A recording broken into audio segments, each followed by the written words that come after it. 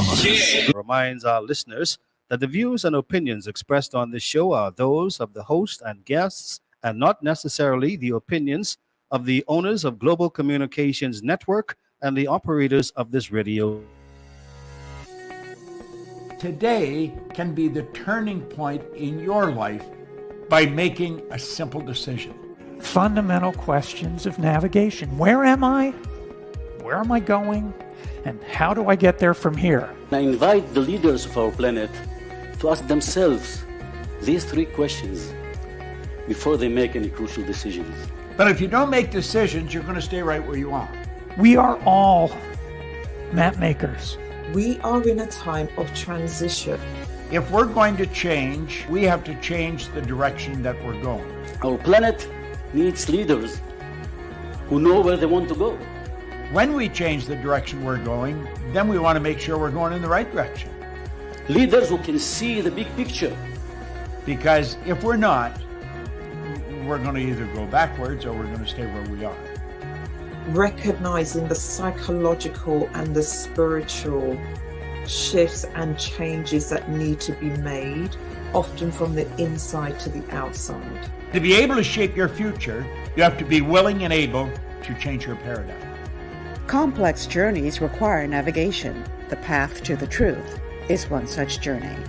This is your GPS. Hairstyling services provided by J.D. Edwards Salon and Spa, Palmdale Shopping Plaza, Madera Street. Accessories provided by Chevette Williamson Jewelry. Standout jewelry for standout women. Everyone, and welcome to GPS Global Paradigm Shift on Global 99.5 FM. I'm your host, Michelle Malcolm, and as always, it's a pleasure to be in your company today, especially on a Friday, because Friday means that it's time to usher in the weekend, and who doesn't love a weekend? And especially a weekend that you get an extra day, because as you are probably aware, here in the Bahamas, Monday is a holiday, Emancipation Day, August Monday, whatever you want to call it. I call it another day off.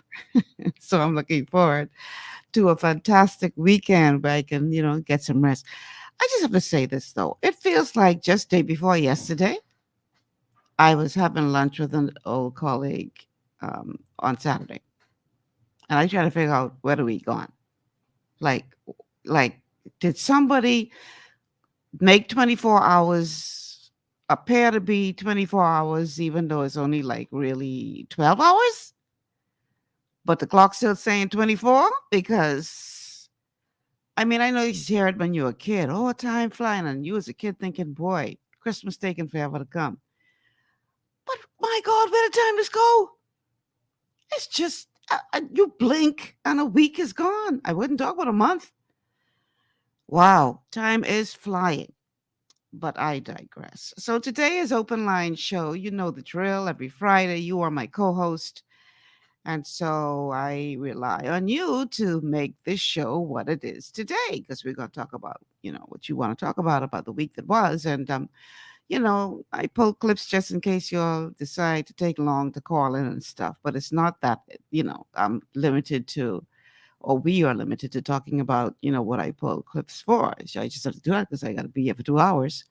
So whether or not you guys decide to participate, I got to have something to say.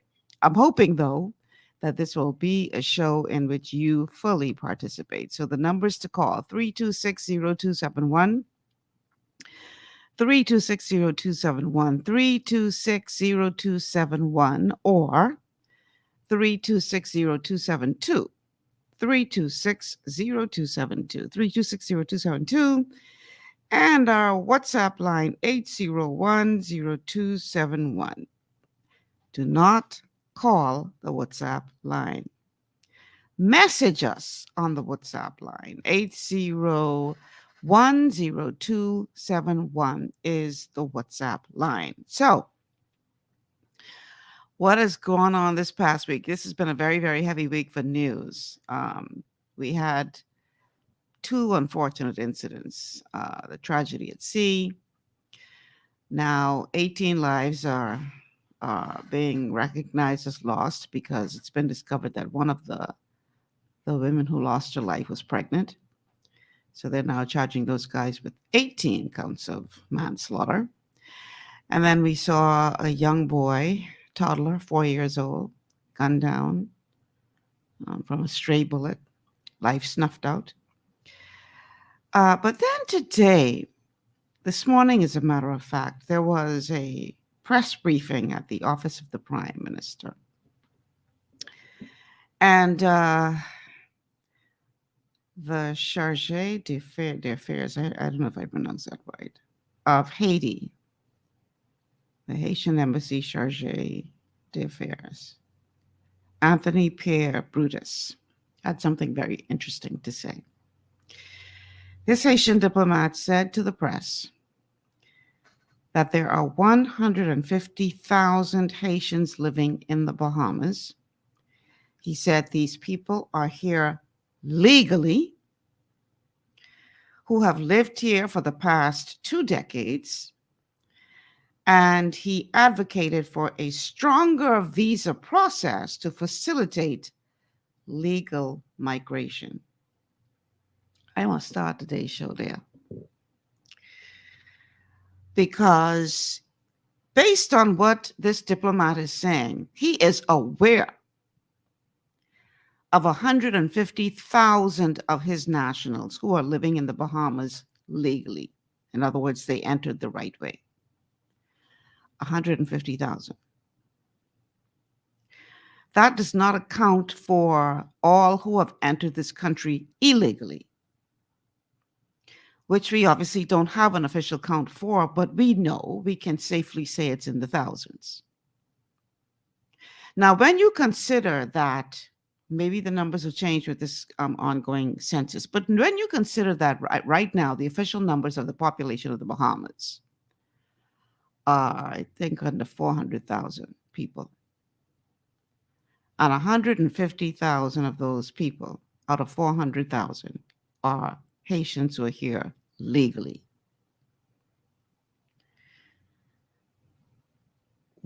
What does that say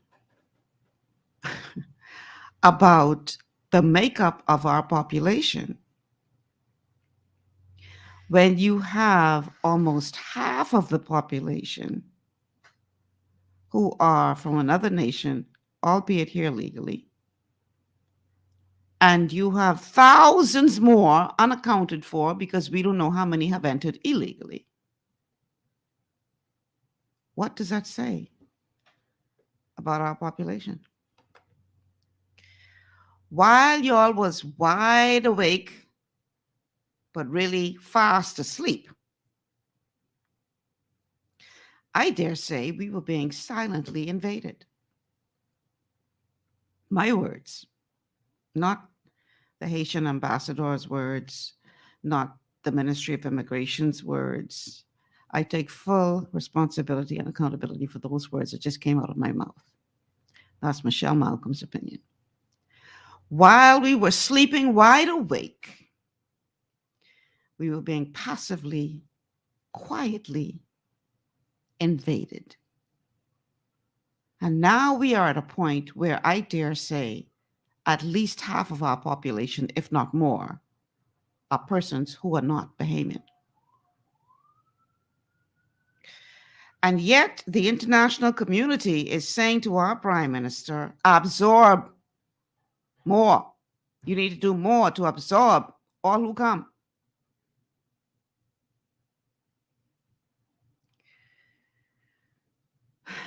In the words of Sir Lyndon Pinling, if you're not willing to fight for this Bahamas, you don't deserve to have it.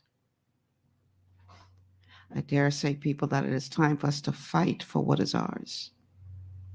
And when I say fight, I'm not talking picking up a weapon and trying to harm another person. No. But we as a people have to stand up and fight for what is ours. Otherwise, it ain't yours no more. And for the record, this is not just a conversation about Haitian migrants, because I read a story unsubstantiated, so I'm not sure how accurate it is, but I saw in one of the chats that I'm a part of on WhatsApp where somebody was reporting that I think it was a jet ski operator was reporting that he was carrying a visitor around in the waters of the Bahamas. So they decided to stop at the high water mark near a particular key. I think it was Joe's Key. And they made sure not to go beyond the high water mark. And somebody on that key fired at them. I suspect a foreigner who owns that key. So we are being invaded, not just by the Haitians. They just put out some figures about the numbers of people who are at the detention center. Out of 100, and I got to look it up to see how many are there, 107 people, only 27 are of Haitian descent. You got more Cubans there. You got, I think they said an Italian. They listed off several Jamaicans, several nationalities that are being housed, or kept, should I say, at the detention center at this time. Everybody wants a piece of this rock. And everybody fighting to get a piece of this rock, it seems, except Bahamians. We busy sleeping wide awake and chastising anybody who has the vision to stand up and say enough is enough. Oh, you xenophobic. Oh, you all hate yourselves. And meanwhile, we are being passively invaded. I want to hear your thoughts on this matter. 326-0271, 326-0271, 326-0272, 326-0272, WhatsApp line 801-0271, 801-0271. The amazing thing is this diplomat, after saying 150,000 of his nationals are here legally, is asking our government to make the visa process easier, to facilitate legal migration so more could come legally. We're already up to 150,000 people here legally, and our population is less than 400,000. Do the math.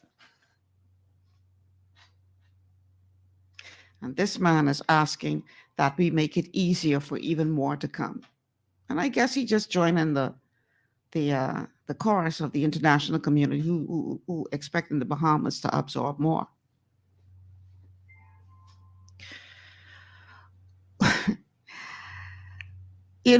This can't be reality. I am convinced when I look at what is happening in our world. I was joking with a friend last night. I said, when we were growing up and we all had imaginary friends, I think the imaginary friends have taken over the world because we ain't facing reality no more in this world we live in today. Reality is a bad thing. We live in a world today where pretend is reality, where you are considered a bigot if you speak truth. So imaginary friends must have taken over the world. Because we're not facing reality. We're not facing reality as it relates to immigration. We're not facing reality as it relates to our financial status in this country.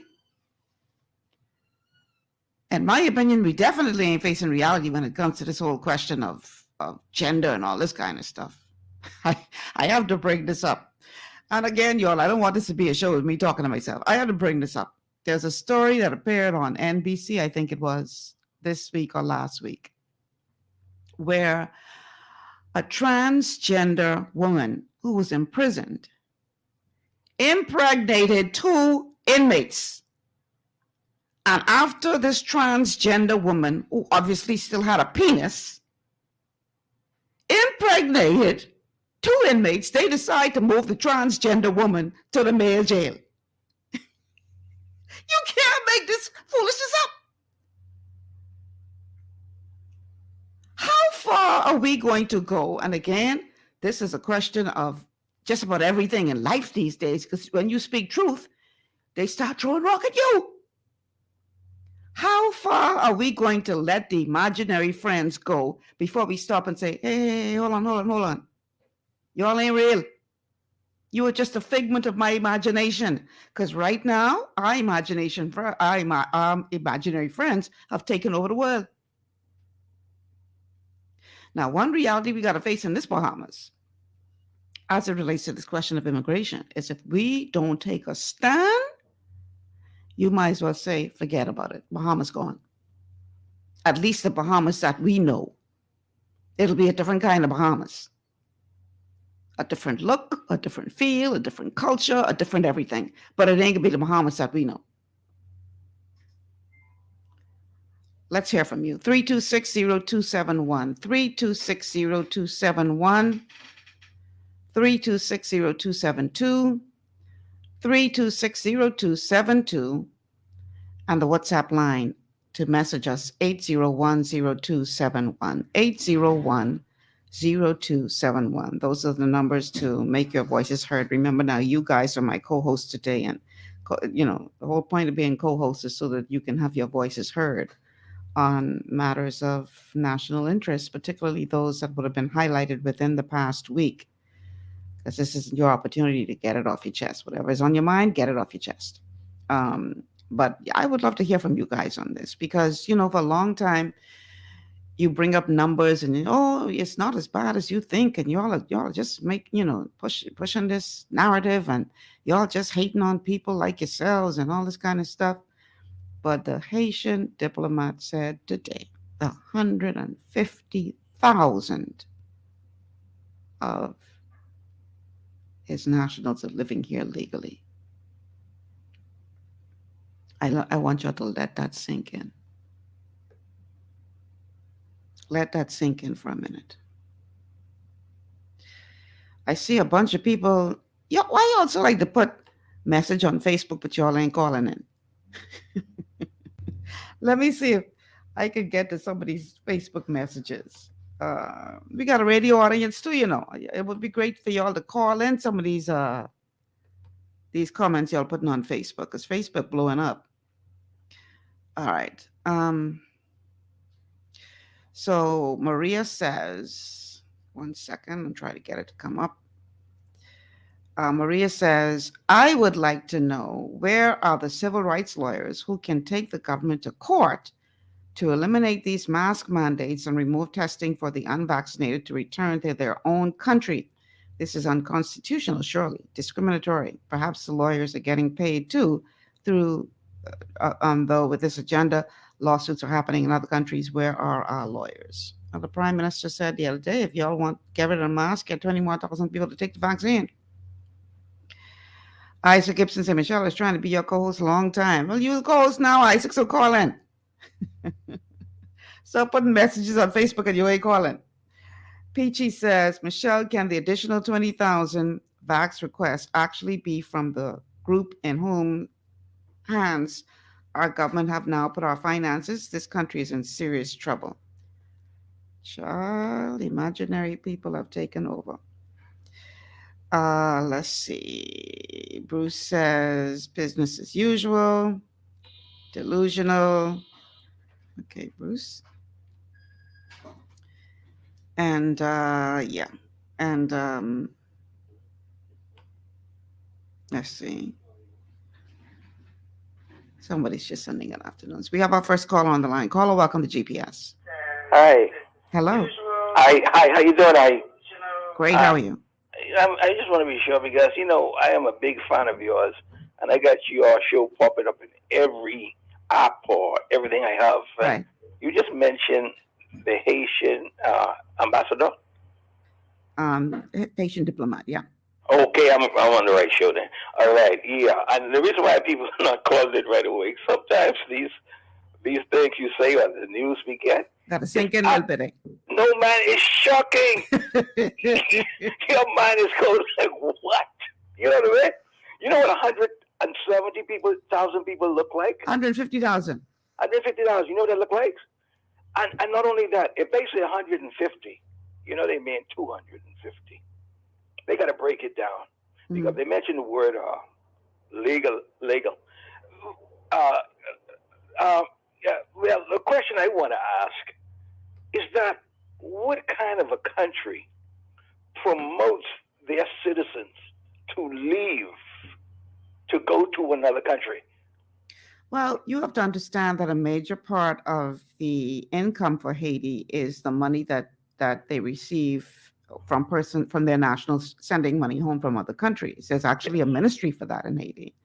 Yeah. And so they get something from it. It's not just wanting to be rid of people, but when people send money home, they tax that, and that's how they make some of their money. Yes, and so these Haitians tend to go anywhere in the world, not just the Bahamas. No, but, not just the Bahamas. No, but mostly the Bahamas and the Caribbean. I think if you take a survey, but these people go and they will sell themselves very reasonably to cheap. Is that it? Is that the? I wouldn't say sell themselves because that sounds very slavish, Well, even though it amounts to modern day slavery in many instances, as little as they're being paid in some That's instances. the point I'm trying to make. It sounds like slavery. Yeah. And isn't it ironic that the first one of our little black nations down here to beat slavery, as they claim, be independent, are now promoting basically slavery all over the world? Because if what I do right now, if a Haitian who's more qualified comes in and asks for less money and decides to work harder, I'm out of a job. And where do I work? Now I'm not saying I am going to settle for mediocrity. No, Right. I'm not. Right. All right. But what I bring to the table as the guy who lives down the street, born here, aunt and uncle, all that kind of stuff. What I bring to the table, I want to be paid for it. I want to rid myself of the slave overshadow we're dealing with, right? And basically that's what it is. If we could call it what it is, man, we talk about cheap labor, and I should be talking about slave labor. A country down there that's sending its people and actually have, like your Fred Smith in the court to make people stay among us, and the white people in Abaco, those keys. I mean, we're back into slavery. And if I, like the guy who lives down the street, don't conform, I starve. And I'll tell you why I think, they call us the conspiracy theorists and all that. You know why I believe this?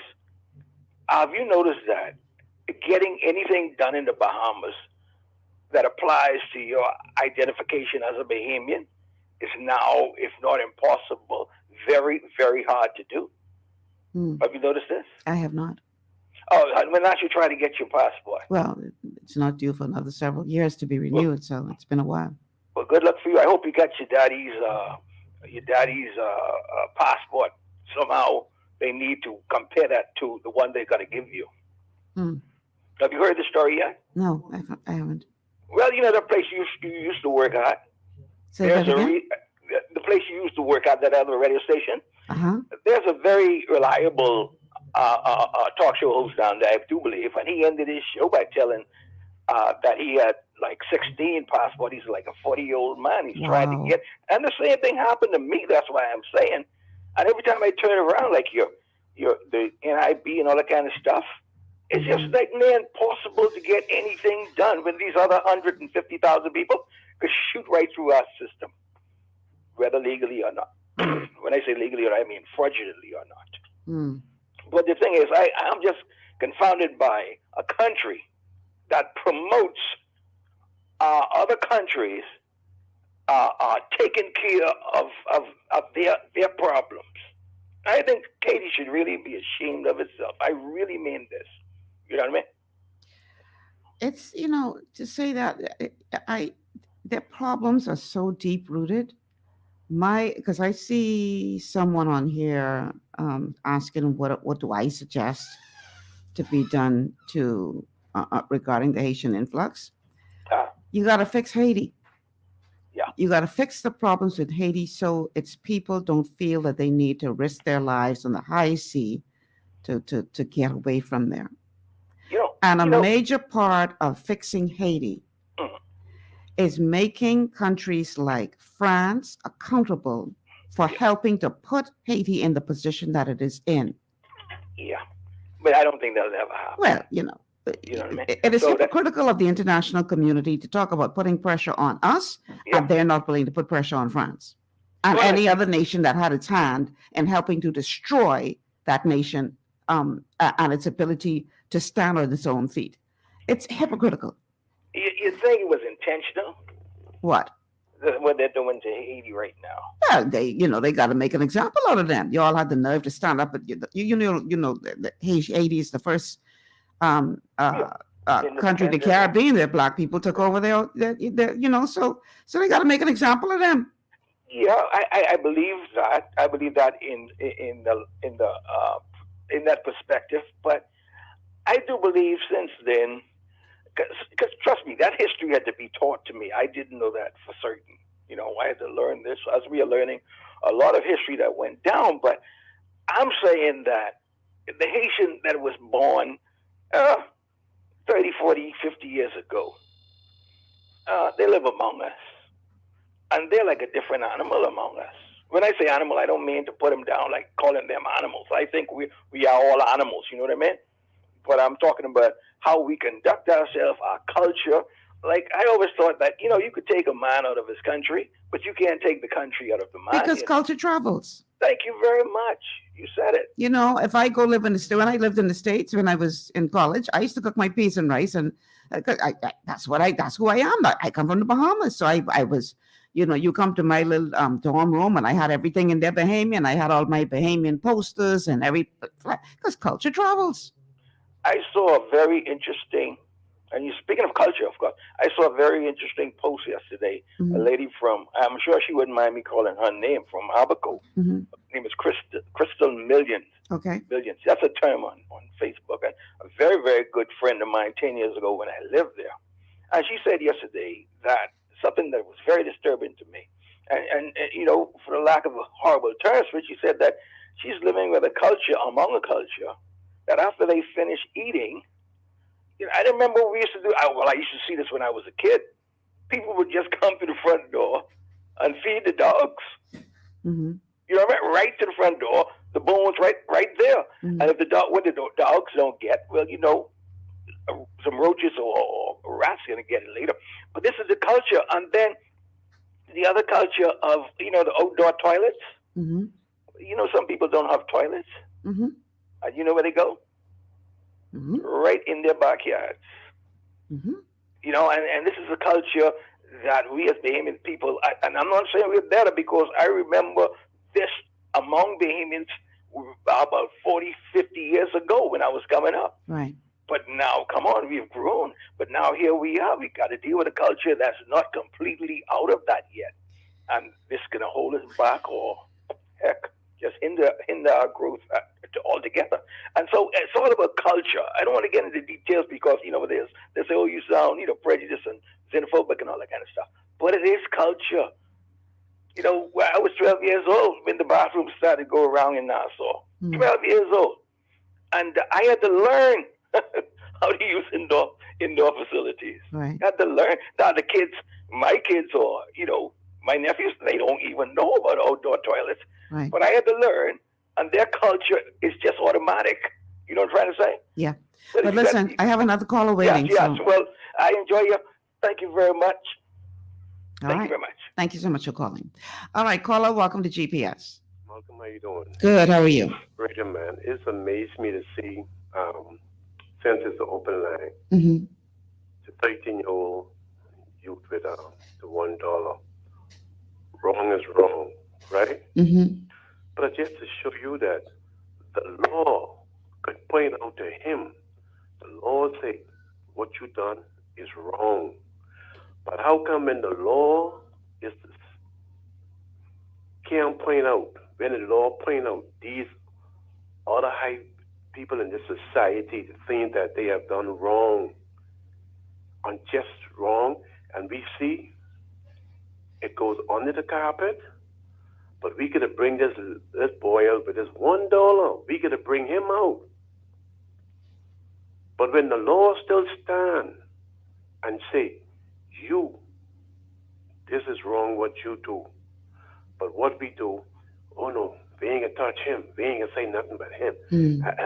No, sir, we ain't gonna fool with him because you know who he is. And the next thing, Malcolm, this is why we having all of this problem now. This country got to fix. This country in a serious problem, and you cannot blame the church. The church got to do what the government say. The church don't make no law. The government make the law and put it in place that when the citizen of the Bahamas do something wrong, the law stand up and say, this what you do and this what is the punishment or what it's going to be. Regardless of your socioeconomic position. Look at that thing in Exuma the other day. You ain't gonna hear nothing but that no more, you know. I want you to know. I want you to believe that, okay? Because they tell Rodney Munker, shut up, don't talk about that no more. We don't want to hear that no more. Wow. People in high places. Okay then. You bring up a very valid point, caller. You know, it's all about your connections and your socioeconomic status, and that should not be. The law should apply to all. Now, let me just say this with regard to the boy and the dollar.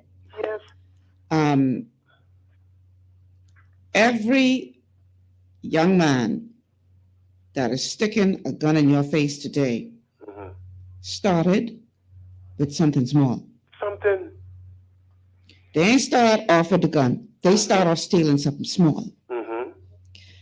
And nobody was there to nip that in the bud.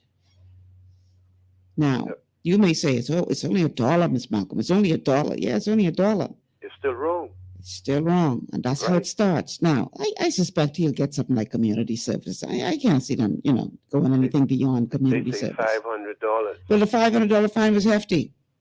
But I can't see, especially when you consider when that bus driver put his hand under the girl dress, he only got charged $250 for that. You know what I mean? But I would dare say that this boy can think twice before he would decide to move something else that don't belong to him. Somebody needs to nip this in the bud from their young.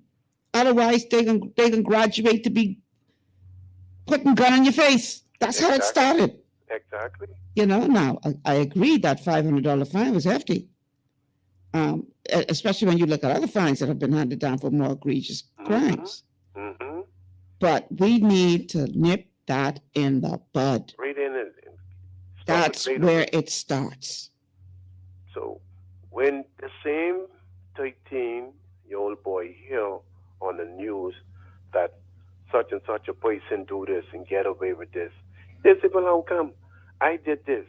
And now I still hitting on that generator in Freeport.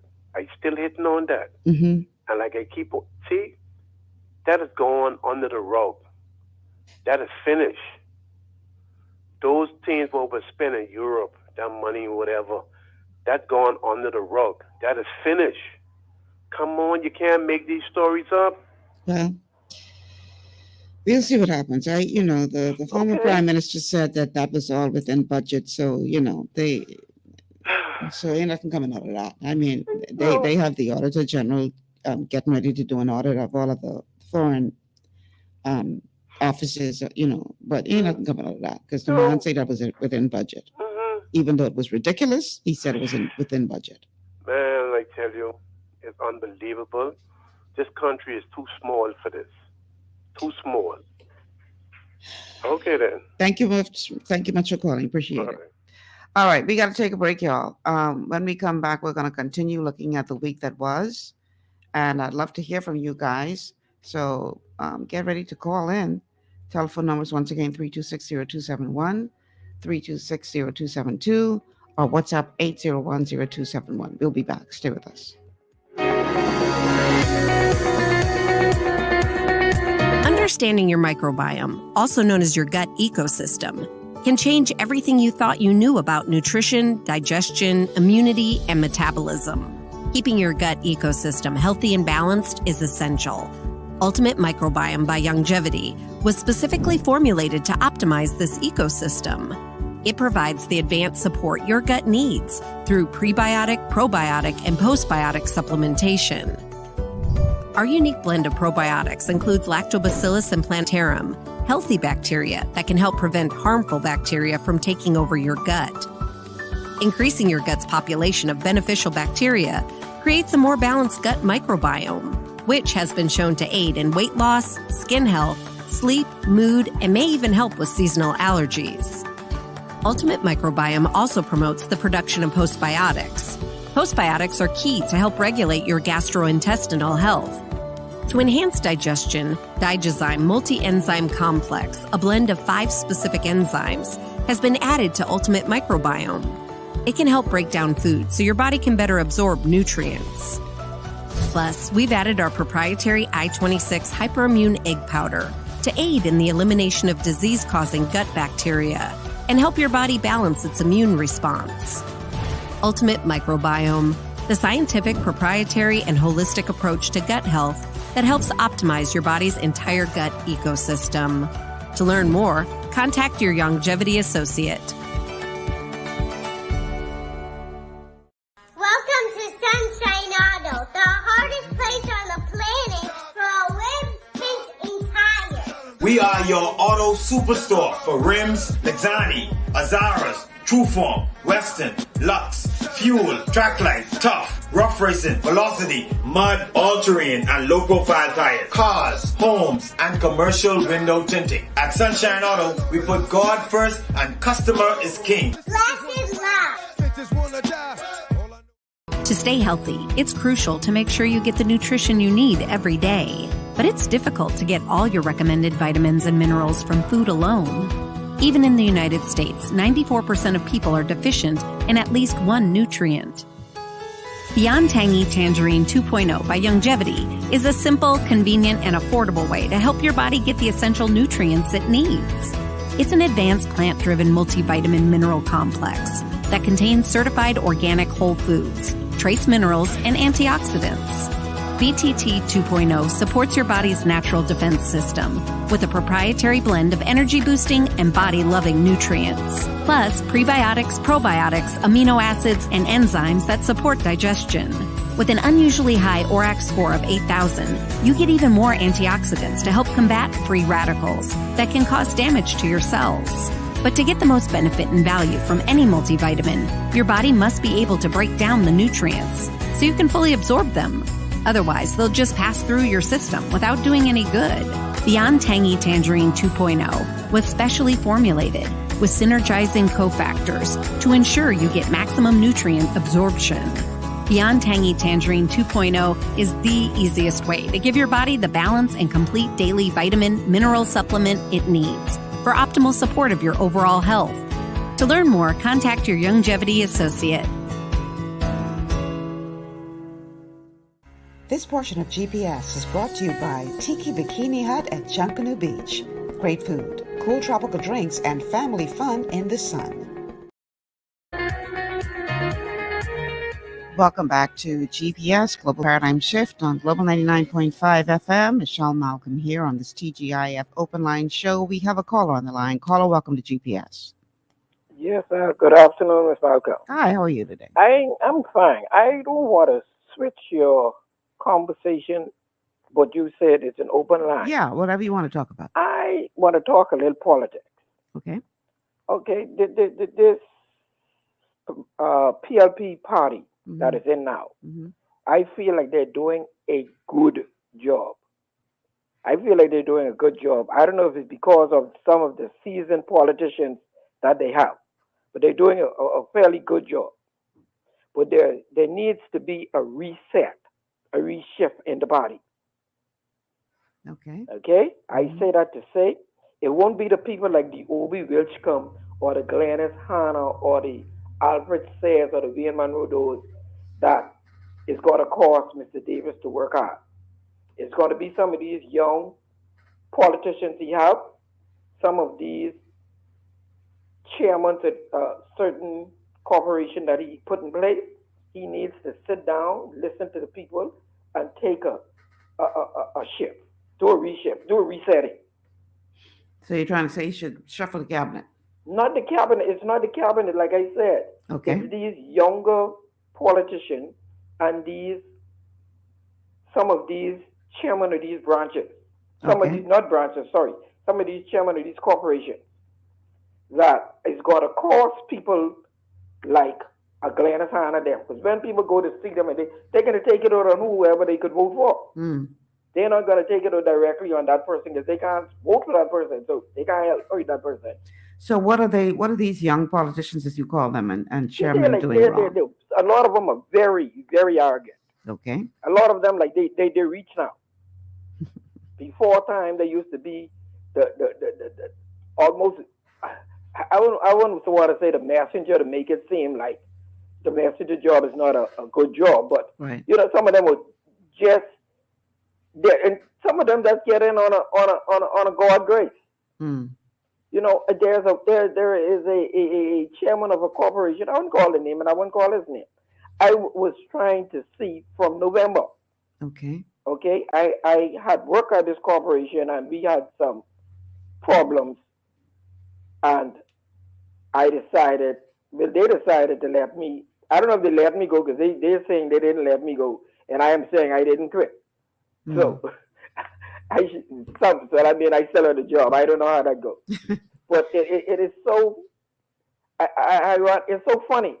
And then the next thing before I leave, you get a lot of these people running these government corporations and these list positions. They have like their headquarters. Mm. You can't run the government corporation like a headquarters. Okay. You know what I'm saying? Mm-hmm. I had chances to work at a government corporation, and I know I have a good fairly idea on how it should be run. Like I said, from November to now, I'm going to be honest with him. I spoke to him this week, but the funniest thing, I could get to talk to him when he's not in the Bahamas. Okay. Okay? Now, my thing is, in closing, I supported this gentleman. I voted for this gentleman. Mm-hmm. Okay? I voted for him. I came out of my sick bed and voted for him. And I'm spending almost 2 months in the hospital after 5 days of election. Wow. Just because I went against the doctor's order. Mm-hmm. I wouldn't say I got tricked, but I had people calling me, telling me, boy, this could be a close one, man. Julian, man, just try go there, see, Jesus, I call my name. Try go see if you could, man, just go vote on. But, like, I don't mind, because it ain't nothing that I'm saying that is untrue. They say, try go, man, go see if you could vote, man, and just go right back home, man. Just try vote, because this could be close. And I be supporting this party from 1987 was the first time I voted for Leander Menace and Bamuda. Mm. Okay? Mm-hmm. Never supported another party. I might have hung around one party was trying to get started one time, but I never supported them. Okay. Okay? And I feel like, and then a lot of these people who now here in the parliament, they just came around the party. They don't know the people who was in the fight in the 92 and the 97 election when we were in opposition. Mm-hmm. They don't really know the people who was in the fight there. You see where I'm coming from? Mm-hmm. But now they just go to one meeting and collect 300, 400 signatures, and people say we can support them, and they got the nomination. Well, I guess the thinking behind that is, you have to think in terms of succession planning. You have to not just continue to rely on the older persons there, because they, you have to prepare the next generation to be able to carry the baton. And if you never give them an opportunity to serve in a leadership role, then you are sabotaging the future of your organization. No, I'm not knocking that. I am saying a lot of them who got these nominations, mm-hmm. they just came around the party. Mm-hmm. I like I said, I was in this governing party from like 82. I voted in 87 for the amendment. That's how long I've been around here from Vincent Pete and from Point Norwich was in Garden Hills. I was with this organization. Right. Yes, I'm saying. Mm-hmm. But the people just came here and you went out to support your government because you know how bad the former government was treating you with your things that you was supposed to have got from the government. You glad when your party got it, get it. But now it's a problem. It's like the same thing, the same show. I hear you. Just different actors. It's just the same script. Just somebody else like they're reading it. You know, and it hurts me, man, to know. You understand something? And with my position now, I am no longer able to work now. Right. So I just need to be compensated for whatever they have. And I feel so good. I'm gonna hang up on this. If they were to call me in and say, Julian, we went over everything that we look at, and we only have $5 for you. I'll say, give me that $5. Thank you, sir. And I go on. I just want to put closure to it. Right.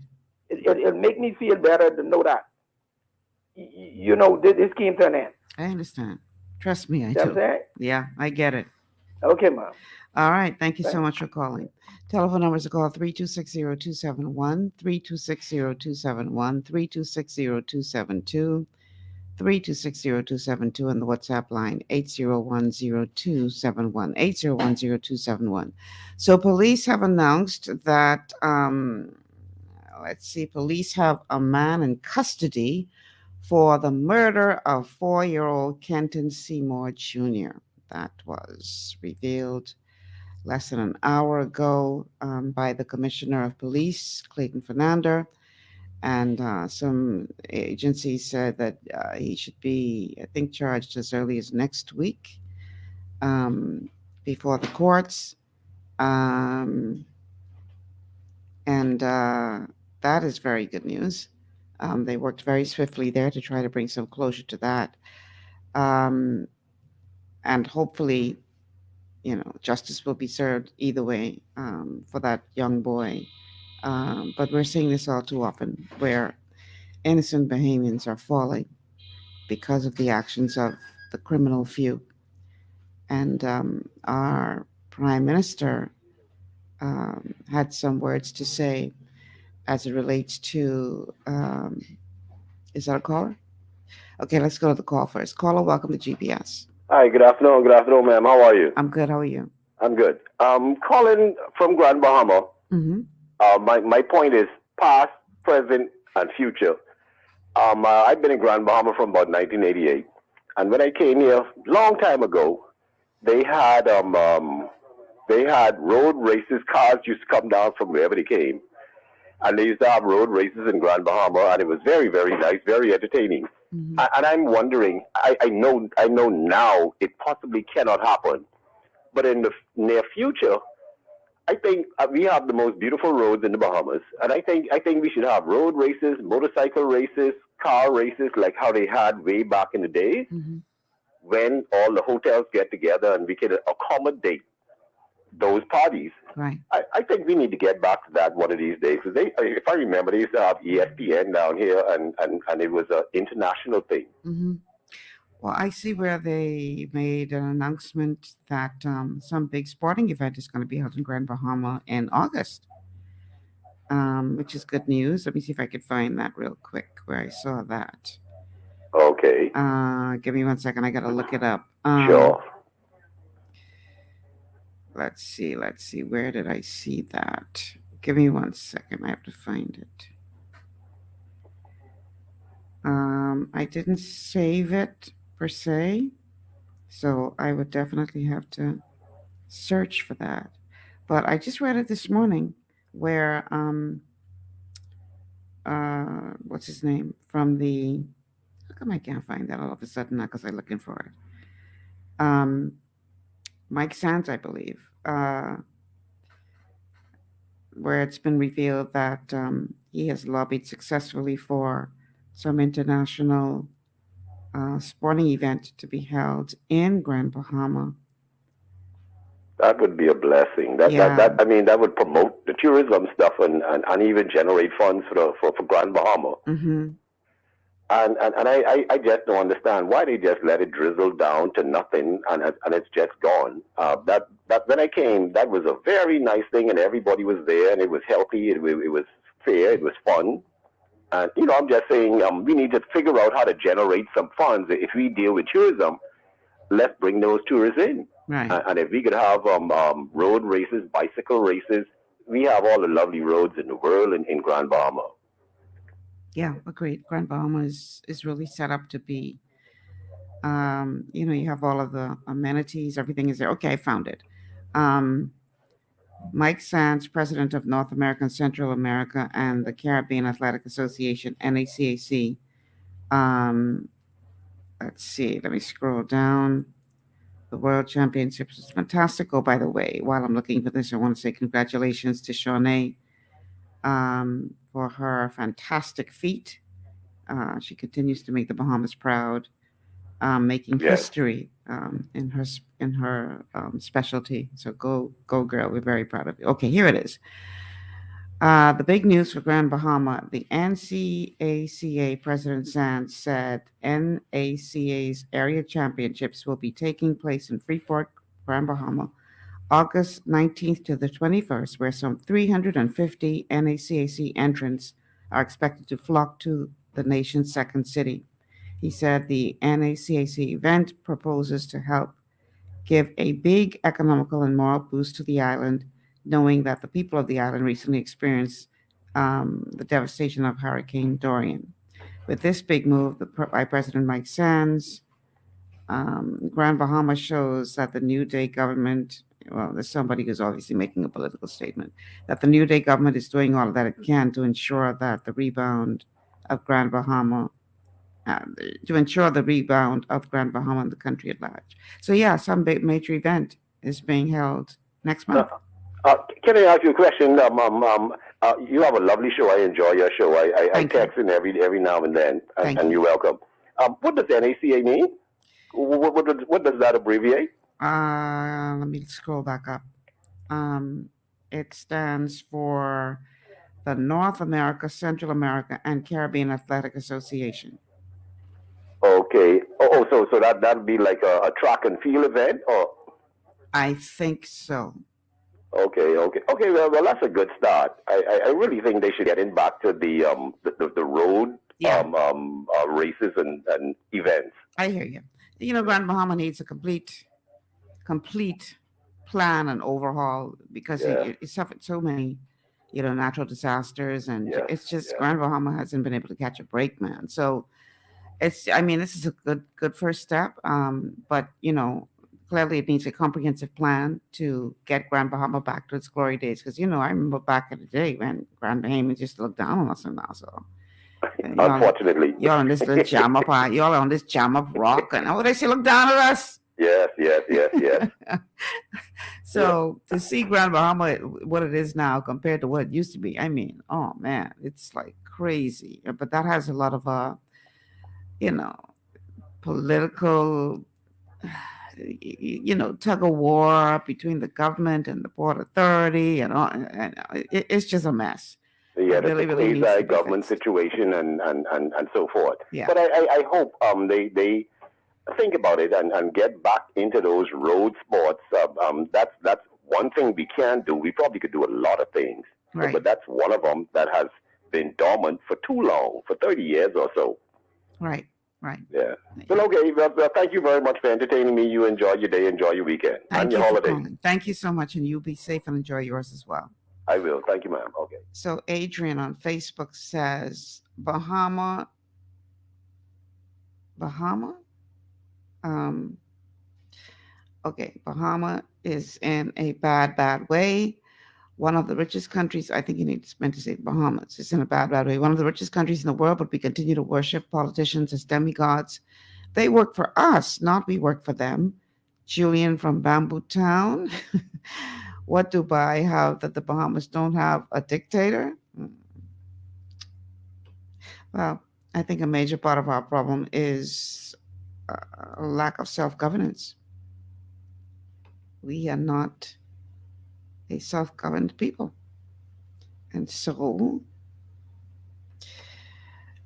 we allow corruption.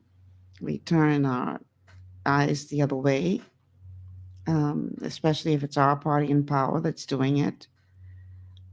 We see wrong in our homes and we don't say anything because, that's my good son.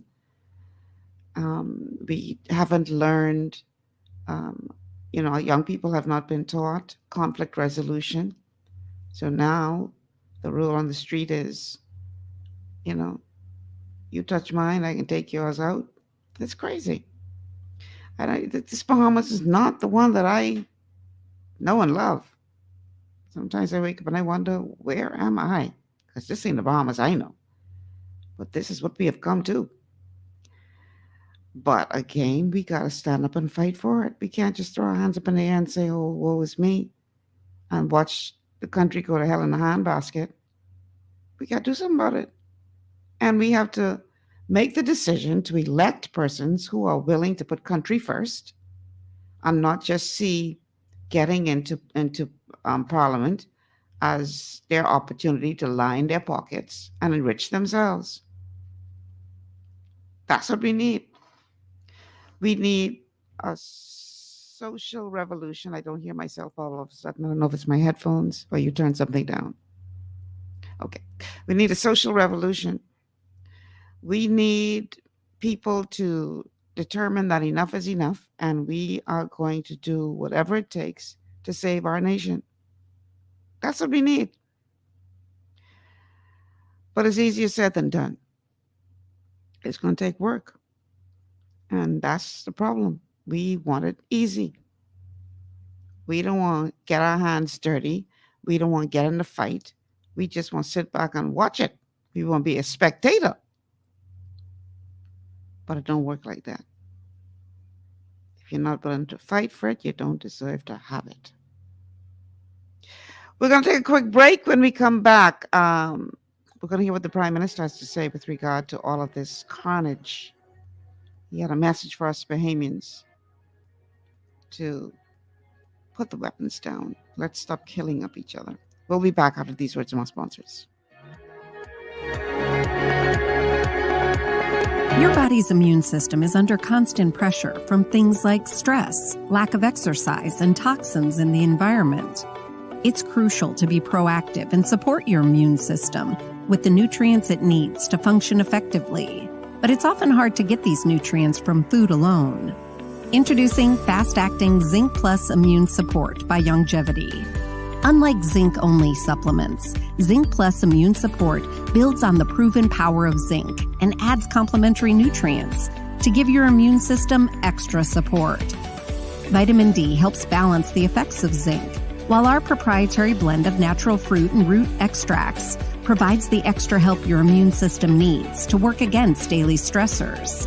And we've included Longevity's exclusive plant-derived minerals to give your body the minerals it needs, but can't get from food alone. And because Zinc Plus Immune Support is delivered in a great-tasting, sugar-free, berry-flavored lozenge, it encourages quicker absorption of all these nutrients into your body. Zinc Plus Immune Support. Zinc plus the extra support your body needs to promote a healthy immune system. To learn more, contact your Longevity associate. Welcome to Sunshine Auto, the hardest place on the planet for rims, pinch, and tires. We are your auto superstore for rims, Lexani, Azaras, Trueform, Western, Lux, Fuel, Tracklight, Tough, Rough Racing, Velocity, Mud, All-Terrain, and low-profile tires. Cars, homes, and commercial window tinting. At Sunshine Auto, we put God first and customer is king. Glasses love. It's gotten harder and harder to get your daily requirement of vital nutrients from food alone. Without additional vitamin and nutrient support, your health and well-being can suffer drastically. That's why Z-Radical was specifically formulated. It combines a blend of antioxidant-rich vitamins, minerals, and botanicals with the protective powers of fucoidan to help fill the gaps from lack of nutrients in your foods. The core of Z-Radical is fucoidan, a naturally occurring polysaccharide that helps stimulate immune reaction, protecting you against inflammation and oxidative stress. We harvest this powerful mineral-rich nutrient from brown seaweed, harvested only from the world's most pristine ocean waters to ensure the purest quality. It's then extracted using cold process technology to ensure maximum levels of bioavailability. Then we add essential vitamins that help to protect your cardiovascular and nervous systems and are crucial for optimal immune and neurological function. Z-Radical also includes a proprietary blend of delicious antioxidant-rich fruits and berries. This great-tasting combination helps your body combat free radical imbalances that can contribute to a variety of degenerative conditions like arthritis and heart disease. Z-Radical. Experience the power of fucoidan with antioxidant-rich berries, 8 essential vitamins, and more to provide you with potent health benefits. To learn more, contact your Longevity associate.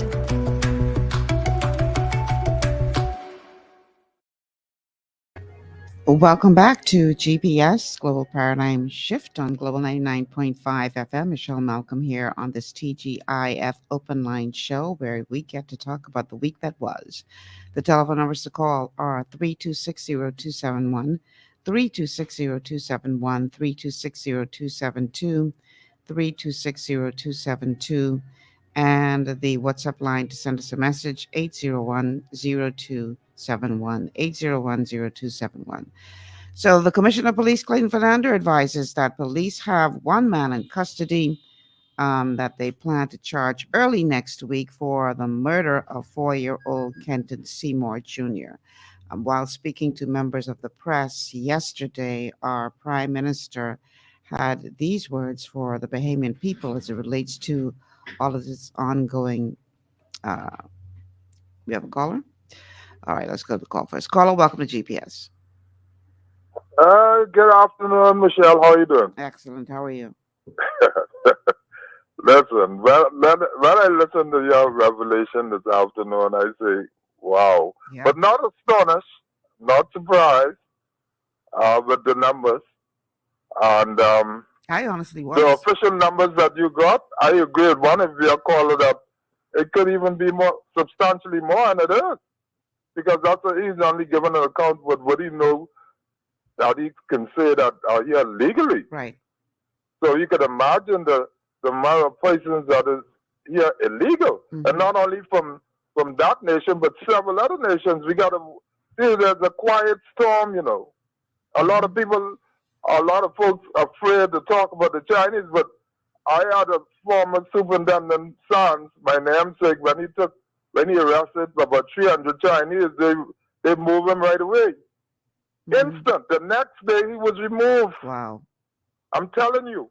So this thing been happening for many years. We I don't know where we're gonna be within another year or two, because we are on some serious, you know, like when you inside the middle of ocean and you're looking for some direction, that's the position the Bahamas is in right now. You looking, you can't see land, and you say, for Christ's sake, how am I going to make it to shore? And you wonder where is the closest rock that you probably could swim to and probably pull yourself ashore. We're in some serious problem. And unless we get persons who have the ability and who's prepared to do what is right from a political standpoint, and we don't hold our governments, success, past and present, account, make them account for their action, my sister be in serious trouble. I got 9 grandchildren, and I really fear for their future in this Bahamas if this is what it is now. After having seen what has just transpired over the week, just that 4-year-old losing his life, and we talking about, and we are still making noise. Listen, man, we send you to legislate to go and make changes, and like they said, look up the Constitution and say for good governance. When are we going to get it? We've been hearing that talk from time immemorial. We are not getting good governance. We're getting the same. It's only a different shape. And you see, because we don't have nationalists, people who think from a national standpoint, this is why we are where we are. It's all about, oh, that's my party. Yep. Oh, no, I can't go down that road. Pretty and much. so that is why we are where we are today. Pretty much. Tribalism. Yeah. And so I'm saying this fight, this is a serious one. This is a serious fight because, like I said, in the Bahamas, number one, don't respect each other. That's number one. That's to begin with. And so this social disorder and all of the things, the criminality that goes on in society, it starts from the home and it manifests itself into monsters. And this is so we are reaping what we have sown over the years. For sure. That's the plain and simple. And it's regrettable that we don't make people account. Right now in all of this, where's the Christian Council president? We just buried one with a man who I know personally was a man of integrity. Bishop Edward was just laid to rest. Where is the Christian Council? When is the church as the body going to stand up? The moral gatekeeper of this country. That's why the late Dr. Manuel said we are on our way to hell, but I think that we are in hell now.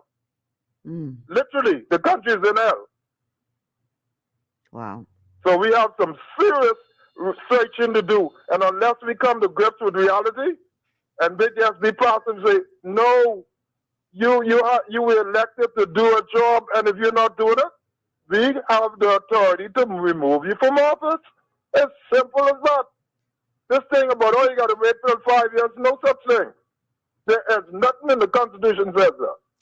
Yeah, I hear you, but the challenge is we don't want to become one of those nations where you need stability. I know, I got you. But listen, I ain't going on the road of you said something about a quiet revolution. Sometimes you have to do things quietly. You don't have to use no violence to get your point across. You don't have to be violent in doing things, you know. But you could go and you could demand change. For sure. Absolutely. For sure. But if 10 or 20 people going on Bay Street, you aren't serious. So if you get 2,000 or 3,000 people shut Bay Street down, look here, you can fix this or you're gone. Yeah. And you see how quick it'll happen. The people have the power. I have to stand up, though. Wait, listen, I have another call on the line, but I appreciate you calling. Okay, you take care, man. Thank you so much. Thank you. All right, caller, welcome to GPS. Hello, caller. Hi, good afternoon. Can you hear me? Perfectly. Okay, great. Good afternoon, everybody who's listening around the world and here in the Bahamas, and to your producer, Miss Malcolm. That was Monday. I just did call him when we was talking about the people who die on the CA. It's an open line show, so we're talking about whatever, the week that was. Ask the question just now. No, go ahead. We can hear you. You could hear me? Eh? Yeah. Okay. I think one evening I did back you on Shanique Miller's show. I think you did a great job over there. I was saying. Thank you. Maybe you need to invite her to come on your show. And if you see her, if you just talk to her sometime, you could tell her proper, say hi. I think she's doing a great job. I always follow her and was a fan of her. Okay. Yeah, I'll appreciate it. I don't have a number for. I was thinking about what I don't know if you already touched it on this open line Friday. Just trying to be a co-host. Madam President Melinda Wilson, you talk about what she had to say? No, we ain't get to that yet, but we could start now.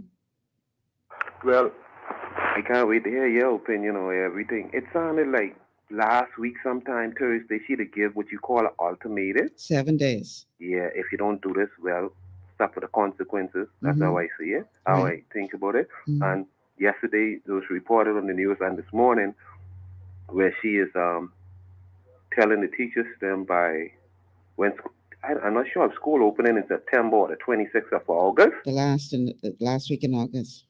Okay, yeah. Well, that's Monday the 22nd. God spell like. And she's saying that day, maybe the teachers wouldn't show up or whatsoever because. Well, she didn't say what's going to happen. She just said stand by for action on the first day of school. Well, action. I know it wouldn't be no action in the classroom if they standing by for the 22nd. First of all, so it wouldn't be no misunderstanding. Although I know it's room for improvement, all fields, not just with politicians, but even including the teachers, the preachers, everybody. I sympathize with the cry and the plight or plead from the teachers them over the years. And it make me kind of angry when I hear them having to be begging and the presidents them having to go through what they go through with the government. I don't know if it's unreasonable. I don't know how people feel is what they be asking for is unreasonable. What they be doing for our children. Listen, Like now, I say, we live it's, in a very warped world because I think being a teacher is one of the most important professions, one of the most noble professions, but one of the most disrespected professions in terms of rewarding them for the work that they do. Because I let's like face it, you talk with me. they are molding the minds of the future. I agree. And yet we would pay a sports star millions of dollars to play a game, but teachers who are molding the minds of the future got to be begging and scrapping. This just is the warped world in which we live. And it seems like it doesn't matter which government in power. Mm-hmm. It's like no sympathy or no understanding to know how important the teachers is. And I don't mix the noises up with it, but they just as important. But these teachers, them, and having the, people, everybody getting their children ready for school, Mm-hmm. trying to get their children ready for school. You could imagine that they have to go to work and everything. And it's like, although the ultimatum was given and the threats, would you say, justified threats was made, they still have enough time to correct this. Yes, they do. And, it make me kind of wonder what's going on, too.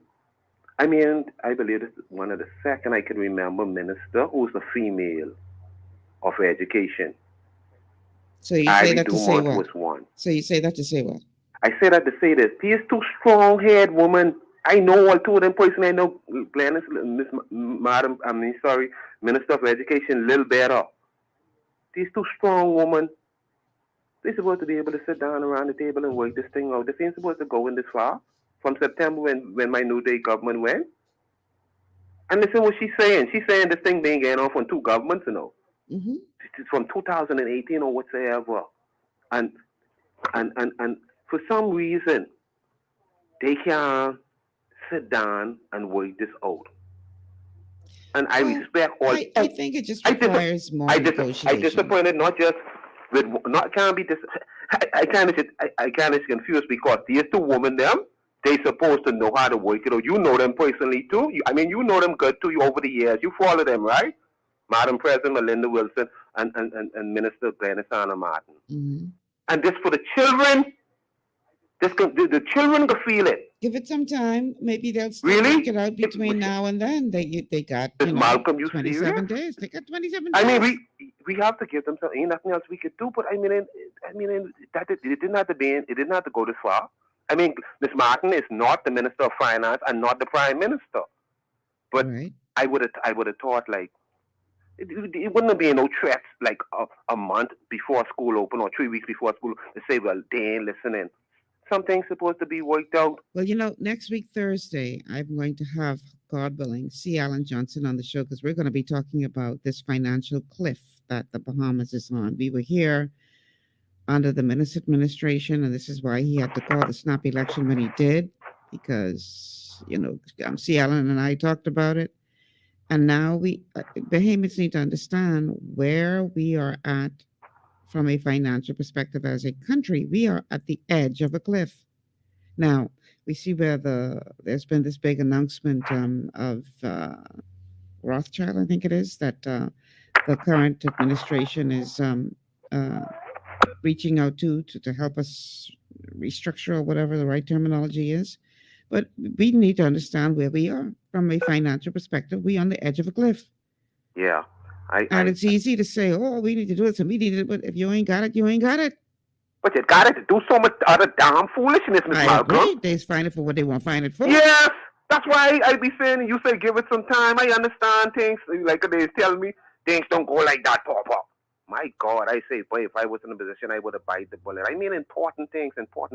Tell me something. If you was the mediator, what you call a mediator, not between, but to sit around the table with Madam President Melinda Wilson and Glennis Martin, right? Mm. Is any suggestions you could do to maybe suggest to them how to maybe get this ball rolling? I am sure both of those ladies are well capable of and ain't nothing happening. Negotiating. And ain't nothing happening. I can't. It's not fair for you to say nothing happening. That's true. I use a broad brush. Ain't enough happening. You know, But they threatening when our children go to school that something might happen that day, and they ain't talking about teaching. It's sickening though. Them teachers them is be sacrificing using their own money. We finding money to give to people. We could pay all the court cases for our political friends and stuff. Our friends, families, and lovers living so good. We get all kind of money allocated just to sit down and try. Well, we say we put it on the side. We mightn't use all that. We allocated $67 or over $60 million sitting down for consultants. You mean you can't use something that's $60-something million to help out? You're talking about consultants? I ain't disagreeing with you, you know. Like I said, it is find it for what they want to find it for. I just think our priorities are screwed. Yes. And you know what it's screwed with too? Sometimes we vote with our heart. You know? We give these people a chance, and some of these people, I don't know if what kind of tricks they use or whatsoever. When they get inside this, like they turn different. I know one of my cousins, he campaigned for the party, riding behind that bus. I calling him after the election. We so happy we win and everything. 2 weeks passed. I didn't hear from him.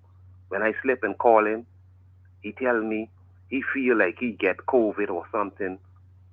So I tell him, say, you need to check it out. I say, boy, you go to the hospital, a little scary right now. Call him a week later, he tell me he won't get this thing out of him. Anyhow, some way he was convinced to go to the hospital. And that was Friday. That was the 1st, 2nd October. And they called me. Couple minutes, tell me, say, my cousin, tell me the standard, what he do and everything, how he doing. But 45 minutes or less than 45 minutes, another doctor called back and say, sorry, they try everything they could try to help him, but they couldn't save him. He dead. I have a loved one who is being buried tomorrow. From COVID. Can't be hard for the party, She didn't have COVID, but anyway. One last thing. What you think about the Minister of Education? Are you ready for me to go now? The Minister of Immigration, did you hear what he said about those, because we talk about it Monday, he said those persons, what you call them, the survivors, one or two of them, I guess, had work permits, it'll be for work or something like that, and he was saying before they could have sent them back, deport them back to Haiti or wherever, he got to let the police do their part first, and I think something he was saying, like either they could decide to be witnesses for the government, or they could be charged. So I wonder, like, if they be witnesses, if that maybe can make it, they still could be deported or whatever. But you know what I really want to ask you, and some people might say, "But you ain't gotta ask that." But and it might sound cold. These people, they had like 3,000, 8,000. They get people waiting for them wherever they supposed to be going on the boat to go, waiting on them. People with money. This is an organized thing. They send all kind of money to wherever they come from. Although we get a little stipend from it through Western Union and all them other rest of places, right? We have a lot of churches and private schools, I'll say, here. I think they do it the last time, what I suggested, because the minister was saying, Keith Bell, he was saying, like, it kind of inhumane, really, for us to even think about, even asking the question, because he's human beings. Why these people can't bury their people? Oh, well, it was announced today that the Haitian government will pay for the funerals. They will? Yes. I think it's no more than right. And if it was our fault, I think we should have foot the bill. Keep up the good work. Have a nice weekend. Happy holiday, Bahamas. All right. Thank you so much for calling, Popper. Just so you can know what I was trying to refer to about the economic cliff, there's an article that appears in the Tribune. This was written on Tuesday of this week. And it reveals that the government has hired Rothschild & Co., a major global financial group, to advise on what could become a massive refinancing of much of the country's $11 billion national debt. So, yeah, very interesting. Caller? Wow. Okay, let's take this call, and then we're going to take a break after the caller. Caller, welcome to GPS. Hey, Michelle, how are you? Good, how are you? I'm great, thank you. Wonderful. Yes, like I said, my heart, goes out to all the victims this week, and, all the souls that have passed, because I have lost 2 relatives in the past 2 months, and another one is hanging on life support. So, I feel, what everyone's going through. My deepest sympathy. And my, my prayers for everybody, especially the baby. In reference to this immigration with the gentleman at the, who said, and, what you got in charge of affairs at the Haitian embassy, he's just going through, pontificating and just having something to say. You understand? Because we as a people, we have allowed this to happen and grow for so long. You invite guests to your inside your, not invite, but they come into your home. You allow them to stay in a room.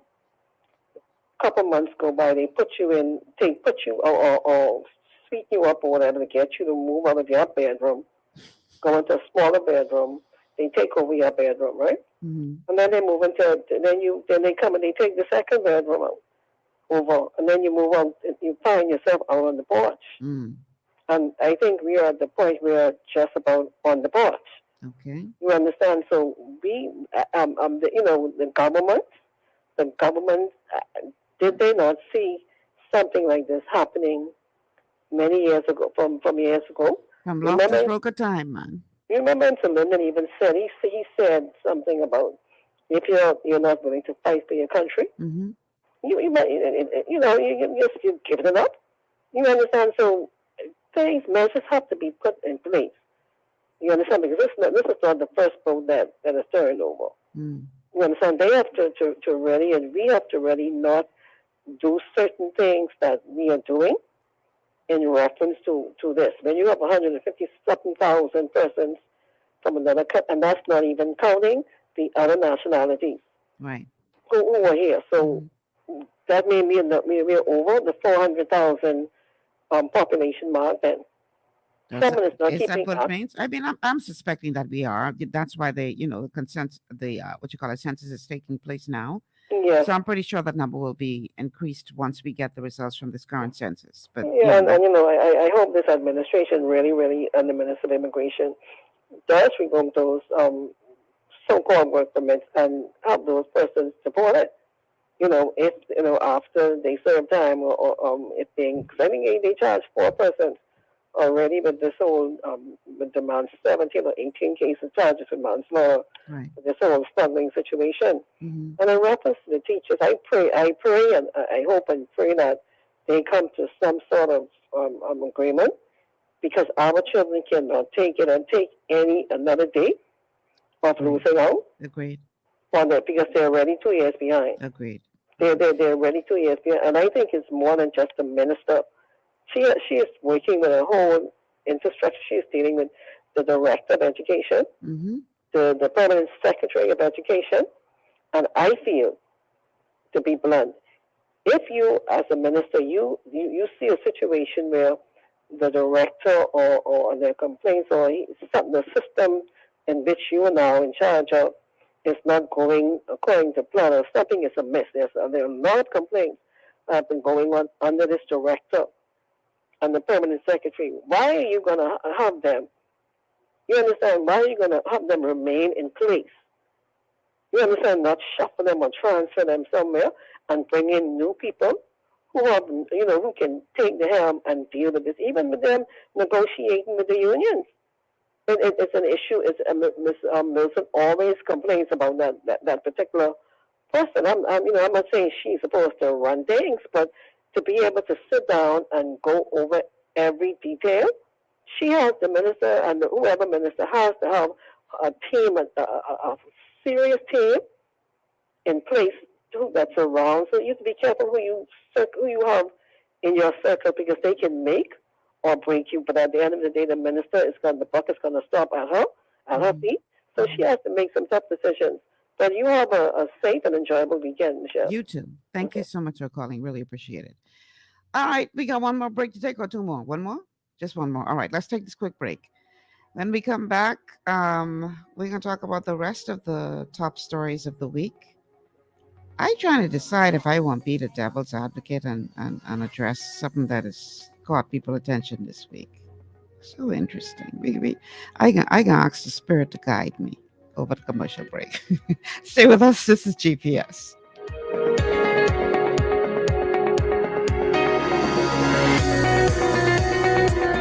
Understanding your microbiome, also known as your gut ecosystem, can change everything you thought you knew about nutrition, digestion, immunity, and metabolism. Keeping your gut ecosystem healthy and balanced is essential. Ultimate Microbiome by Longevity was specifically formulated to optimize this ecosystem. It provides the advanced support your gut needs through prebiotic, probiotic, and postbiotic supplementation. Our unique blend of probiotics includes Lactobacillus and Plantarum, healthy bacteria that can help prevent harmful bacteria from taking over your gut. Increasing your gut's population of beneficial bacteria creates a more balanced gut microbiome, which has been shown to aid in weight loss, skin health, sleep, mood, and may even help with seasonal allergies. Ultimate Microbiome also promotes the production of postbiotics. Postbiotics are key to help regulate your gastrointestinal health. To enhance digestion, Digizyme Multi-Enzyme Complex, a blend of 5 specific enzymes, has been added to Ultimate Microbiome. It can help break down food so your body can better absorb nutrients. Plus, we've added our proprietary I-26 Hyperimmune Egg Powder to aid in the elimination of disease-causing gut bacteria and help your body balance its immune response. Ultimate Microbiome, the scientific, proprietary, and holistic approach to gut health that helps optimize your body's entire gut ecosystem. To learn more, contact your Longevity associate. Welcome to Sunshine Auto, the hardest place on the planet for rims, paints, and tires. We are your auto superstore for rims, Lexani, Azaras, Trueform, Western, Lux, Fuel, Tracklight, Tough, Rough Racing, Velocity, Mud, All-Terrain, and low-profile tires. Cars, homes, and commercial window tinting. At Sunshine Auto, we put God first and customer is king. Blessed love. To stay healthy, it's crucial to make sure you get the nutrition you need every day. But it's difficult to get all your recommended vitamins and minerals from food alone. Even in the United States, 94% of people are deficient in at least one nutrient. Beyond Tangy Tangerine 2.0 by Longevity is a simple, convenient, and affordable way to help your body get the essential nutrients it needs. It's an advanced plant-driven multivitamin mineral complex that contains certified organic whole foods, trace minerals, and antioxidants. BTT 2.0 supports your body's natural defense system with a proprietary blend of energy-boosting and body-loving nutrients, plus prebiotics, probiotics, amino acids, and enzymes that support digestion. With an unusually high ORAC score of 8,000, you get even more antioxidants to help combat free radicals that can cause damage to your cells. But to get the most benefit and value from any multivitamin, your body must be able to break down the nutrients so you can fully absorb them. Otherwise, they'll just pass through your system without doing any good. Beyond Tangy Tangerine 2.0 was specially formulated with synergizing cofactors to ensure you get maximum nutrient absorption. Beyond Tangy Tangerine 2.0 is the easiest way to give your body the balance and complete daily vitamin mineral supplement it needs for optimal support of your overall health. To learn more, contact your Longevity associate. This portion of GPS is brought to you by Tiki Bikini Hut at Junkanoo Beach. Great food, cool tropical drinks, and family fun in the sun. Welcome back to GPS Global Paradigm Shift on this TGIF Open Line show. Michelle Malcolm in your company, and would love to hear from you as we discuss the week that was. The telephone numbers to call 3260271. 3260271, 3260272, 3260272, and the WhatsApp line is 8010271, 8010271. Y'all are being very good co-hosts today because I prepared a couple of clips and I ain't get to the first one yet. Which means that you guys are calling in and engaging, and that's really what the show is all about, hearing from you. Okay, so let me see how we can do this. I've been promising to play the clip of the Prime Minister since a little while now, so I can play that just to fulfill my promise, and then I think I'm going to go somewhere. That's going to still a controversy. But here's the Prime Minister speaking on, all of this carnage in the streets and what we've seen happening with this apparent gang war, and giving a message to the Bahamian people. My heart goes out to the family of those victims yesterday, particularly the 4-year-old. The heinousness of the acts that's being committed on our streets just has to stop. I intend to get a full briefing in a short order in these matters, and again, the police have been very much engaged on the weekends with an attempt of disrupting behaviors such as these. They have had some blowback from the public because of what they claim to be incursion on privacy, etc. But the police and I will be speaking, and I'll get a fuller briefing on exactly the details of these matters, speak more specifically to it. But for the time being, my heart cries out to the family. I plead to our people. You know, we are killing one another. There's no need for us to turn on one another. Whatever the issues, we need to be able to work them out. We appreciate the state of our country. We are doing our best to alleviate all the suffering and pain.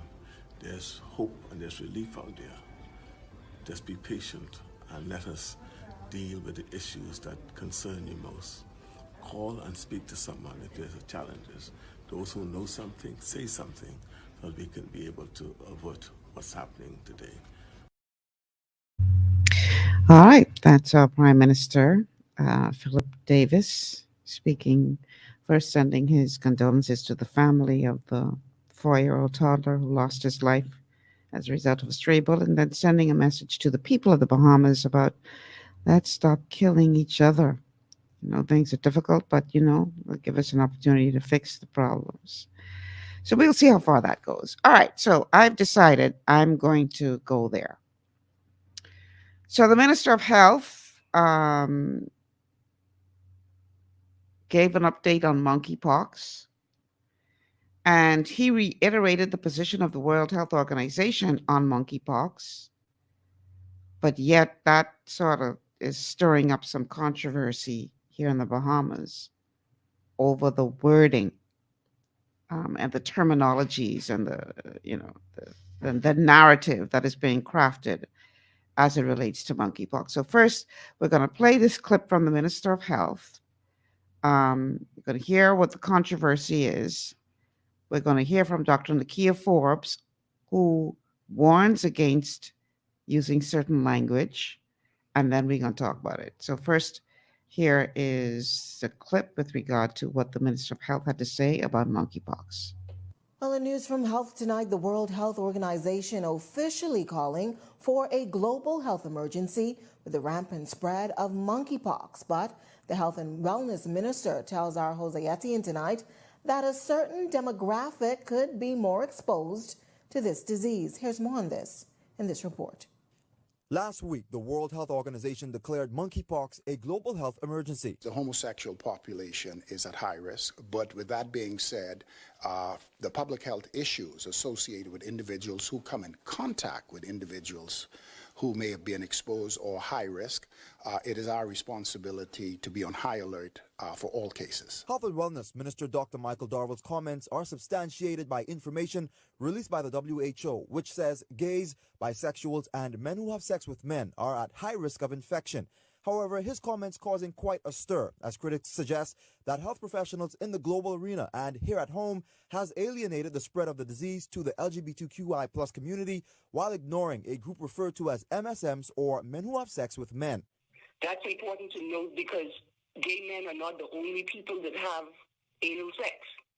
MSMs are described as straight men who occasionally engage in homosexual intercourse. Gay rights activist Erin Green says the minister's comments are labeling it as a homosexual disease, and she says it can be very dangerous to overall public health and safety. All I can do is call on the government and the state actors to take time to be very careful and to craft their speech in a way that does not continue to make less safe people who are already vulnerable. If they are seeing the majority of cases coming from the community initially, it suggests that we're looking at the behavior and not the orientation. It's important to note that there is a vaccine for monkeypox. We are in negotiation with PAHO as it relates to vaccines for monkeypox.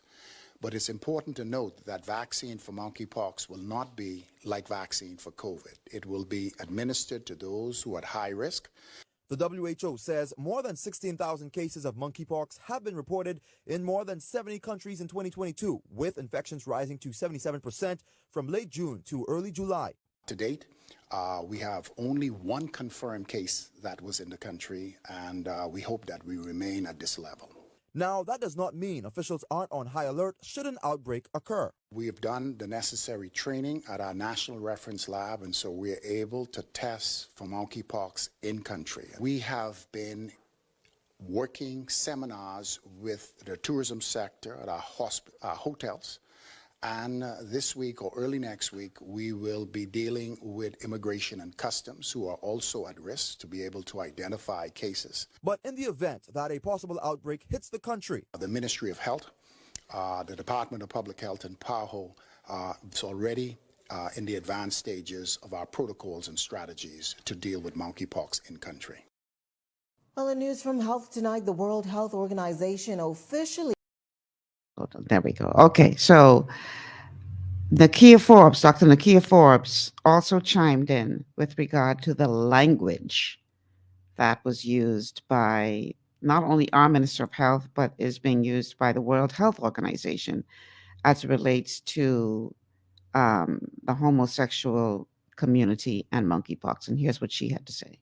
It's very important, and expert agencies such as the WHO and CDC have warned against stigmatizing at-risk communities, including gay and bisexual men and at-risk communities, because that can cause stigma and discrimination, and it can undermine the public health response to the outbreak, much like what happened in the HIV response, which is very important to me. So I think it's very, very important that we use language that's scientifically based, while keeping in mind what has been reported and uphold human dignity and human rights so that we can control this outbreak. And very important not to use stigmatizing language. Monkeypox can spread during activities that include close personal contact with an infected individual. And this is true of sexual relations as well. Because of the close contact, it can be spread because of the close contact. Now, it also can be spread, for example, the material inside the scabs and the little blisters. That is also infectious. And it is also possible that it could be spread through respiratory secretions. And this would need a lot of face-to-face contact. You probably would need 3 sustained hours of close contact in that way for a long period of time with no mask on for that to happen. Now, this is very different than COVID. COVID is primarily, we learn, spread through respiratory droplets, and even could be in the air, aerosolized in some circumstances. And so COVID is considerably more infectious. Okay, I have some questions.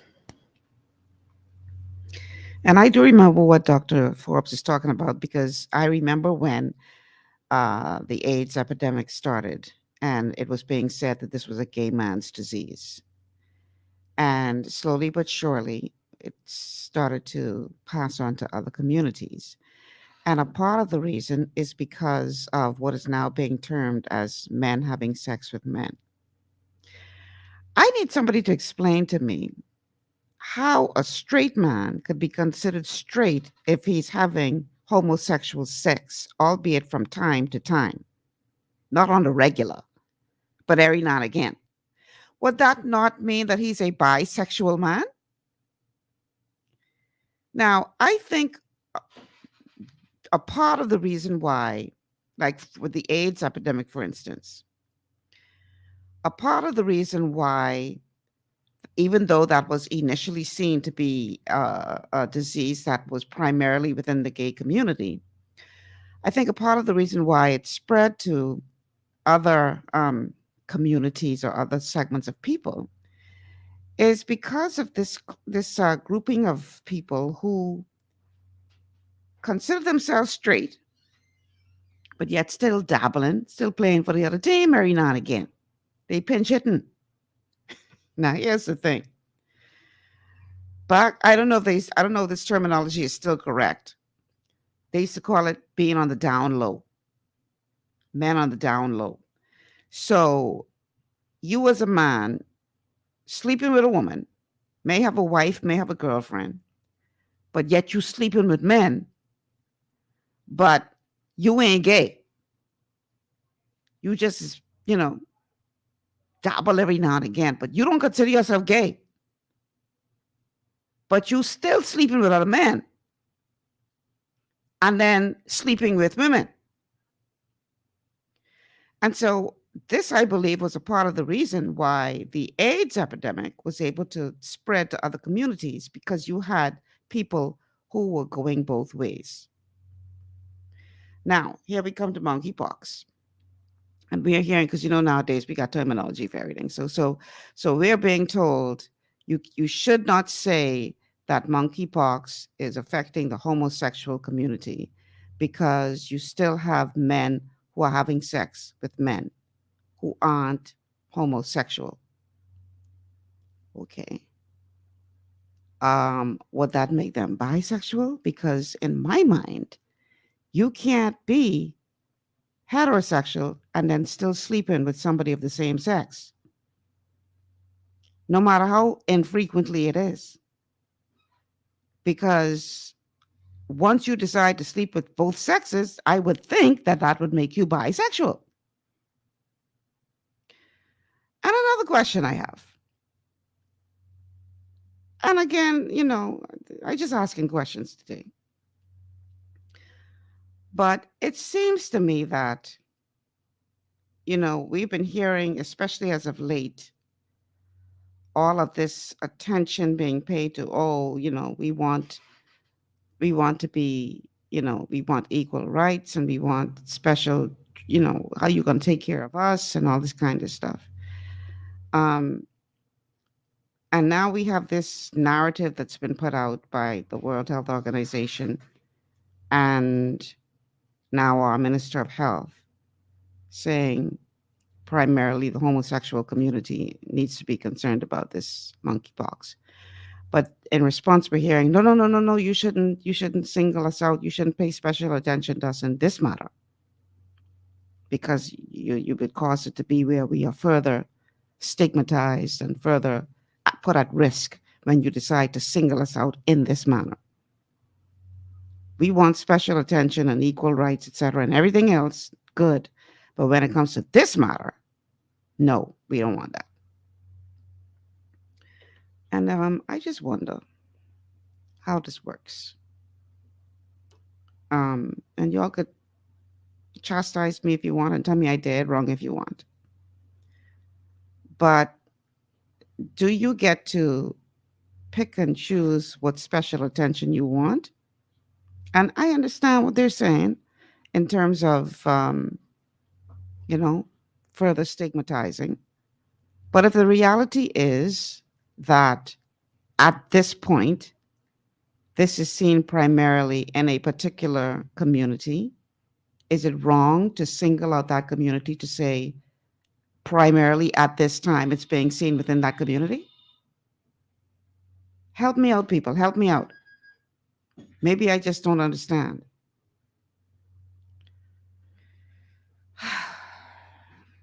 Claudette says, you gay as hell sleeping with a man and woman. What in the world? You call yourself bisexual, I guess. Shake my head. All right, let's go to the phone lines. Caller, welcome to GPS. It's Malcolm. Hi. I'm sorry I had to call back, but it's one of the things that I asked you about Monday and the news to start that Monday evening when they start talking about the way the minister was saying it and stuff like that. And I'm kind of glad you brought up the topic, but we already answered that question a long time, which you was asking, kind of confusion, which you said was kind of confusing. I could be wrong, but I believe if you're doing that, the man and man, you gay. misunderstanding. Well, there or are different terminologies because if you're sleeping with a woman and you're sleeping with a man, that's called being a bisexual, I thought. on the down low. Well, that, like I said, I don't know if they still use that terminology now, but that was the terminology, back a little while back. Oh, he just on the down low. He ain't really gay. Yeah, he on the down low He's a being straight gay. man, but he on the down low. So I'm like, come on, dude. He's a straight gay man. How could you be a straight gay man? What I mean, and you're gay. Yeah, that's what I believe. You know what is the big question? What? Because I tell you, we done answered that long time over the years, and Mm-hmm. The bigger question I believe is listening to Dr. Forbes and what the people saying. Just like how you was bringing up the topic, but like how they say about AIDS and they make it sound like it just was a man or a man thing, the homosexual. Mm-hmm. But other people was affected. Listen to me. I know scientists. I don't know if Dr. 52 maybe might have an answer, right? Mm-hmm. But I wonder if they keep it in mind that not just the people, the homosexuals who, the two men them, or the down low men them who say they ain't gay, have anal sex. And I was wondering if this monkeypox is something to do with anal sex or just this a man disease, man on man. Allegedly, husband and wives and girlfriends and boyfriends them does those things. So yeah. when the doctors and the scientists telling us this, it's like leave a question in your mind: are they really right? Then I listened to the Prime Minister. I don't know if you have a clipping on that. I was yesterday or the day. Must see about 60-something parents must see care their children to get this vaccine for the children for the COVID-19 vaccine. Mm-hmm. And the Prime Minister been saying this for a couple of weeks now, and I ain't hear nobody say nothing about it, really. Been saying what? It leave me confused. I'm going to tell you right now, it leave me confused because before the government changed, it sounded like the scientists all over the world and here in the Bahamas were saying it really ain't affecting children. And the Prime Minister is saying things to us parents that it really just make the I guess any child would really get the COVID because maybe one or two died around the world. It could affect them, but the science was telling us it really ain't bothering with the children like that. But the Prime Minister is saying on the news that we need to carry our children because we don't want nothing to happen to our children, and this COVID thing is affect the children so bad. But they wasn't. I don't know if it changed. I just think we need to either do updates and research, or they need to come back and let us know. Well, things change now. Yeah, the affecting the children will kill the children. Then so you better go and carry your children to get vaccinated. I gotta be careful what I say because I just come out of YouTube jail. Yeah. Literally just come out. Oh yeah, you realize. Keep up the good work. And I done got 2 strikes. Third strike and my channel is gonna be canceled. But as far as I know, anyway, I can leave that right there. I've already said what I had to say on that matter. Yes. Multiple times, and my position has not changed. Yeah, you could get this on YouTube. You go back and check your old shows and stuff. Mm-hmm. Okay. Well, if they took them down, because some of them they took down. Okay. So, well, I know they said the Prime Minister to get a doctorate degree the other day. I don't know if that make him be able to do the science thing to let us know. But they say only 60 children. Ah, Lord, I know. But I still watching and waiting and seeing what happened, and I ain't into that. All right. Keep up the good work. Thank you so much for calling. Yeah, I just come out of YouTube jail, y'all. Just get out of jail. Just get out of jail. People say I got one more strike in 30 days, 90 days. And if I get one more strike, they're gonna cancel my YouTube channel. I don't know if I can make it today, the truth. I try it. But boy, remember now what I said early in the show. The world is being run by our imaginary friends. So the truth is not welcome in certain circles anymore. You speak the truth and you get put in jail. We have a caller. Caller, welcome to GPS. Yes. Good afternoon, Michelle. Hi. I don't like the term anal sex. It's nothing such as anal sex, because sex is between a man and a woman. So don't use the word sex. Go and give it, but it's not that is an abomination. The Bible says, if any man leave the natural use of the woman and burn and lust for another, the same same man or woman, it's an abomination. It's not sex. What you call it then if it ain't sex? What it is? It ain't sex. I don't know, but it's not sex. It ain't sex. It is not. And, Michelle, just continue to do what you're doing. You're covered because you bring in truth. Truth hurts. Truth hurts. And that's the problem. People don't like to hear the truth. Michelle, how much people are vaccinated in China, roughly? How many what? How much people are vaccinated in China? I think 89%. And they're still getting COVID, right?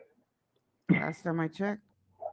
Now, I do have to say this about China. China developed its own vaccine that is different from the mRNA vaccines that we see on this side of the world. China's vaccine, they created that in the same way traditional vaccines were created, where you take a little bit of the virus and use that. Yeah. Now, in countries like New Zealand, where I think their vaccination rate is 86%. I just checked this last night. I think their vaccination rate is up to 86%. They're still getting COVID. Not only COVID, but COVID deaths. See, Michelle, that's my thing, Michelle. And then had booster shot 3 to 4, and 2 shots of the COVID and boosters, but they still getting COVID. Continue to do it good way. Yeah, because you're trying to cause me get put in jail again. No. I don't want to do that, Michelle. You need you. All right. Thank you so much for calling. I got to walk a thin line, y'all. The people say one more strike and I gone. I dialogue, I got lost. But I try it. Wow, time is gone. I appreciate y'all so much. Listen, I got to say this, though. If you are a business owner or if you have a service that you provide and you enjoy GPS, I would really appreciate the support as a sponsor of the show. Our rates are very, very affordable. We can't stay on the air if y'all aren't sponsoring the show. That's just the reality, because this has to be paid for. People have jobs that are associated with getting the show to the air. They have to be paid a salary. The station got to make their money. I got to get a little something so I could take it to pay my mortgage. So this can't stay on the air if you don't support us financially. And I'm asking you to please reach out to us, 3260271, 3260272. If you own a business or you provide a service and you enjoy what we do, we could use your support. I'm Michelle Malcolm. Thank you so much for being a part of the show today. Listen, y'all, enjoy your long holiday weekend. I know I certainly will. I'll see you guys on Tuesday. Be safe.